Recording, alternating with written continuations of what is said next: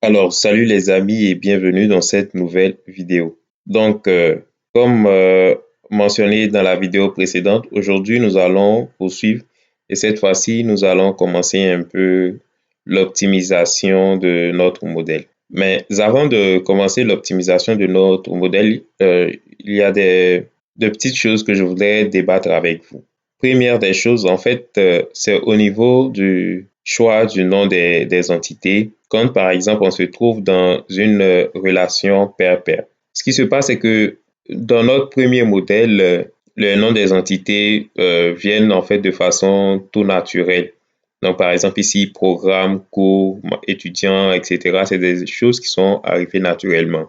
Maintenant, une fois qu'on va appliquer les règles sur les cardinalités et qu'on se rend compte qu'on se retrouve, par exemple, dans une relation plusieurs à plusieurs et que la relation elle-même doit être transformée maintenant en une nouvelle entité, soit c'est un peu pénible de pouvoir trouver un nom approprié. Alors, s'il n'y a pas un nom qui nous passe par la tête tout de suite, qui pour nous est logique, la convention, en fait, c'est de concaténer les deux entités, en fait, qui forment la relation en se basant du moins sur un ordre alphabétique. Comme par exemple, ici, on a programme et cours. Moi, j'ai nommé ici cours programme, voyez-vous. Donc, dans le fond, ce que j'ai utilisé, c'est la convention là que je mentionnais tantôt. J'ai concaténé cours et programme et vu que cours précède programme en termes d'ordre alphabétique, alors j'ai mentionné cours programme. Donc ça, c'est une petite astuce qu'on peut utiliser quand on est dans ce genre de cas-là. Deuxième convention que très souvent les gens utilisent, c'est par exemple au niveau des attributs, vous voyez qu'on a ici par exemple programme, code programme, étudiant, on a matricule, vous voyez. Donc ça, ce sont des propriétés, des attributs propres à programme étudiant, donc propres aux entités. Et dès qu'on veut, par exemple, l'identifiant ou la clé primaire, ben, on va se diriger vers ces attributs-là qui sont d'office utilisés pour déterminer de façon unique chacune des occurrences qui forment l'entité. Mais il peut arriver des cas où, bon, on n'en trouve pas et puis on est nous-mêmes obligés de créer, en fait, des identifiants. Quand je prends par exemple ici cycle, voyez-vous que cycle, ici, l'information qu'on va véritablement utiliser, c'est le nom du cycle. Donc, très souvent, on ne va pas faire affaire, par exemple, avec un ID lié au cycle, par exemple. C'est le nom du cycle, donc cycle supérieur, premier cycle, second cycle, etc. Donc, c'est le nom de cycle qui vont être utilisés généralement. Mais étant donné que nous sommes dans une base de données relationnelle, on est obligé de trouver des identifiants. Ce qui se fait conventionnellement, c'est qu'on va, comme par exemple, utiliser ID, comme ça a été le cas ici. Généralement, donc, on va mettre ID, ID, ID quand il n'y a pas d'attribut qui naturellement peut être converti en tant qu'identifiant. Donc, ça, c'est la convention. Par contre, moi, en tant que purement administrateur de base de données, c'est quelque chose que je n'aime pas trop utiliser. Je vais vous dire pourquoi. Supposons que là, ici, je mettais ID ici. Au niveau du coup, je gardais ID ici, je gardais ID. Ça allait me faire 3 fois ID. Plus tard, en fait, au niveau de l'utilisation, si je crée par exemple un code SQL, il y a ce qu'on appelle des jointures. Donc, c'est-à-dire qu'on va extraire des données, par exemple, à partir de l'association de plusieurs tables. Dans ce cas-là, on peut avoir ID ici pour cycle, ID ici pour cours et puis ID ici pour liste d'attente qui vont donc ressortir dans notre résultat final. Et ça peut prêter à confusion parce que je ne saurais pas en fait de quel ID il s'agit.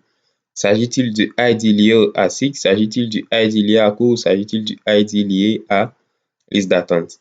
Donc, c'est pour éviter cela que souvent, moi, je vais utiliser donc ID, comme ce que je disais tantôt, la convention le dit, ID, et puis je vais soit préfixer ou suffixer du nom de la table.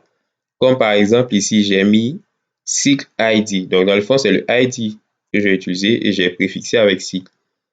Ici, j'ai fait l'inverse, j'ai utilisé ID et puis bon, j'ai utilisé un suffixe qui est court, donc qui est le nom de la table. Donc, voici en fait deux choses que je voulais en fait parler avec vous avant de poursuivre. Aujourd'hui, comme j'ai dit, on va voir un peu l'optimisation de notre modèle. Et j'ai mentionné qu'il existe des règles qui nous permettent de faire cela.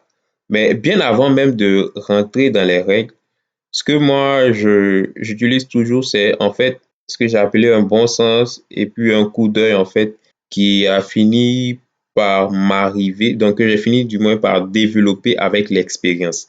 Donc, le premier coup d'œil que j'ai fini par développer avec l'expérience, c'est que il faut éviter d'avoir des propriétés ou des attributs qui vont permettre à l'utilisateur d'entrer des valeurs différentes pour exprimer la même chose. Qu'est-ce que je veux dire par là, par entrer des valeurs différentes pour exprimer la même chose? Ici, par exemple, on a notre entité étudiant, donc notre table étudiant. On a les informations ici dans étudiant. Je vais vous montrer en fait ce à quoi va ressembler concrètement les données de la table étudiant. Vous voyez, ça c'est une ébauche de notre table étudiant. On a nos champs matricule, nom, adresse, adresse mail, téléphone, sexe, niveau. Et regardez bien ici au niveau de niveau, on a baccalauréat, on a doctorat, on a maîtrise, on a baccalauréat, baccalauréat, bac. Si vous remarquez, vous allez voir que baccalauréat, baccalauréat, baccalauréat, bac veulent dire la même chose. Donc, on va essayer de faire un filtre, par exemple, pour ressortir la liste de tous les étudiants dont le niveau est baccalauréat. Si je fais mon filtre ici, que je filtre sur baccalauréat, voyez-vous que quelque part, j'ai perdu de l'information. Donc, il y a un étudiant qui ne ressort pas dans la liste parce que lui, ici, il a bac. Donc, je vais rajouter, par exemple, bac et puis il va ressortir. OK? On peut faire autre chose, on peut faire un autre test. Si, par exemple, ici, on voit qu'il y a deux étudiants en maîtrise. Donc, on va filtrer sur maîtrise, par exemple. Donc, en filtrant sur maîtrise, on se rend compte que c'est uniquement l'étudiant Aziz Abdoul qui sort et l'autre étudiant inscrit en maîtrise ne sort pas. Pourquoi? Parce que simplement maîtrise et maîtrise ici ne sont pas entrés de la même manière.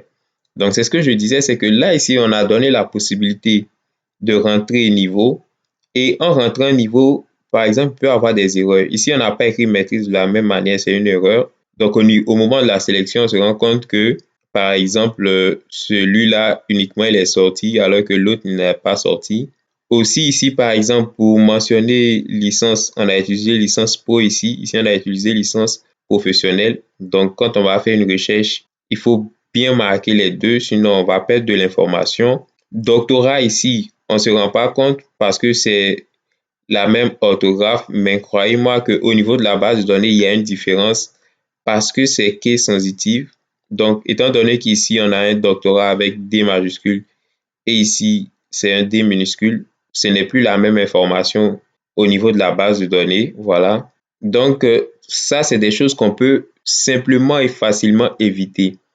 Première astuce, donc, pour optimiser notre modèle, ce qu'on fait, c'est que on va prendre niveau et vu qu'on se retrouve dans un cas comme ça, on va créer une table à part entière de niveau et on va lier cette table de niveau-là désormais à notre table étudiant à partir d'une clé étrangère. Vous voyez? Donc, dans le fond, là, ici, on a une table niveau et on a niveau ID. Alors, on va remplacer ici niveau. Donc, niveau ici va devenir niveau ID. Baccalauréat, on sait que c'est 2. Donc, partout où est-ce que j'ai baccalauréat, je vais remplacer tout simplement par 2. Comme ceci. Ici, baccalauréat, ça va être 2 aussi. Baccalauréat 2. Et bac, vu qu'on sait que c'est baccalauréat 2. Ensuite, doctorat, on sait que c'est 4. Donc, doctorat ici 4. Doctorat ici 4. Maîtrise, on sait que c'est 3. Donc, ça va être 3 ici. Et puis, 3 ici. Et licence pro et licence professionnelle, on sait que c'est la même chose, donc représenté par licence professionnelle. Et ça va être 1. Voyez-vous que de cette manière-là, on a uniformisé l'information. Et donc là, il n'est plus possible pour nous qu'on fasse une erreur. Si on s'est trompé, on corrige une seule fois ici. Par exemple, si on a mal écrit licence professionnelle, on corrige une seule fois ici. Et on va voir que ça n'a pas nécessairement de répercussion à notre niveau ici. Par contre, si à un endroit, on avait mal écrit licence professionnelle et qu'on devait corriger, on allait chercher partout est-ce que c'est mal écrit et puis reproduire la correction ou bien on allait corriger à certains endroits et puis perdre d'autres endroits. Alors que là, ici, ben, on a séparé niveau dans une table à part entière et puis on a lié par donc une clé secondaire ou une clé étrangère. Ça, c'est la première astuce. Donc, éviter de donner la possibilité aux utilisateurs d'entrer des informations qui pourront donc prêter, par exemple, à confusion. Autre chose qu'on va voir maintenant, c'est à ce niveau-là ici, dans s'inscrire liste d'attente, on avait rajouté numéro d'inscription. Alors, pourquoi est-ce qu'on a rajouté numéro d'inscription? C'est tout simplement parce qu'on a dit que dans liste d'attente, on voulait faire en fait, on allait mettre en fait un principe de premier entrée, premier sortie, donc first in, first out. Alors, pour pouvoir implémenter ça, on a ajouté un numéro d'inscription. Donc, à chaque fois qu'on inscrivait un étudiant, on allait donner un numéro et puis ça allait s'incrémenter au fur et à mesure. On allait avoir comme à la fin, par exemple, le numéro 1, on sait qu'il est avant le numéro 3, etc. Mais voyez-vous, ça, ce n'est pas nécessaire. Donc, deuxième astuce, c'est que on peut regarder et puis des colonnes qui ne sont pas nécessairement utiles, on peut les supprimer. Ici, par exemple, ça, c'est une information qu'on pourrait déduire à partir d'une autre colonne. Donc, on pourrait se baser, par exemple, sur la date. Or, nous, on a déjà ici l'information date. C'est-à-dire quoi? On peut stocker, en lieu et place de juste la date, on pourrait stocker plutôt date et heure. Donc, on aura la date, l'heure et puis la seconde. Ce qui va faire qu'à chaque fois qu'un étudiant est inscrit sur la liste d'attente, l'information est générée et stockée dans le champ date-heure. Alors, si on veut savoir tout simplement l'étudiant qui s'inscrit avant l'autre étudiant, on peut tout simplement consulter le champ date. Du coup, numéro inscription aussi ici n'est plus nécessaire. Donc ça, c'est deuxième astuce. On n'a pas besoin de numéro inscription parce qu'on peut déduire l'information déjà à partir de date. Donc c'est quelque chose qu'on peut supprimer. Alors, deuxième astuce, je répète, il faut supprimer les colonnes qui ne sont pas nécessairement utiles ou les colonnes dont, par exemple, les valeurs qu'on recherche peuvent être déduites à partir de l'interprétation de d'autres colonnes.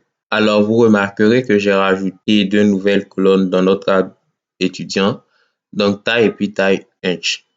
Ce qui se passe, c'est qu'on a la taille ici qui est en centimètres et puis la conversion de la taille en inch. Donc, dans la lignée de ce que je disais précédemment, ce n'est pas nécessaire en fait de rajouter taille en inch ici parce qu'on peut déduire en fait cette information à partir de la taille ici directement. Donc, je sais que par exemple, inch c'est comme 2,24 si je ne me trompe pas. Allons-y vérifier ça. Voilà. Donc, un inch ici est égal à 2,54 cm. Voilà, exactement. Ou bien un centimètre est égal à 0,39, etc. inch. Donc ça, en fait, ce que ça veut dire, c'est que à partir de la taille en inch, je peux multiplier par une constante, de la taille du moins en centimètres, je peux multiplier par une constante pour avoir la valeur que j'ai ici. Du coup, ce n'est pas nécessaire pour moi de stocker en fait cette information-là, tout simplement. Vous voyez? Donc ça, c'est un truc que logiquement, je dois supprimer, soit ici ou soit là, et puis garder. Et à chaque fois que je veux faire des affaires, par exemple avec la taille en inch, je vais utiliser ma constante et puis je vais multiplier la taille ici en centimètres pour déduire la taille en inch. Donc, tout simplement, c'est une colonne qui n'est pas nécessaire.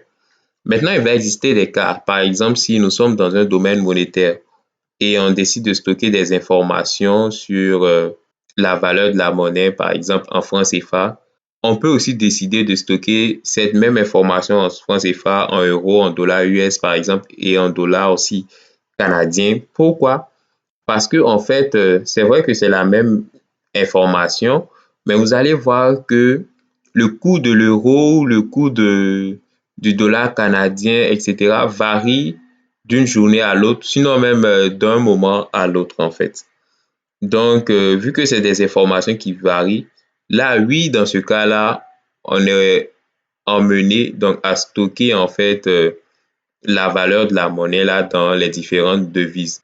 Alors, j'espère que vous avez apprécié cette vidéo. Donc, aujourd'hui, on a essayé de voir un peu quelques petites astuces qui nous permettent d'arranger un peu, d'optimiser un peu notre modèle.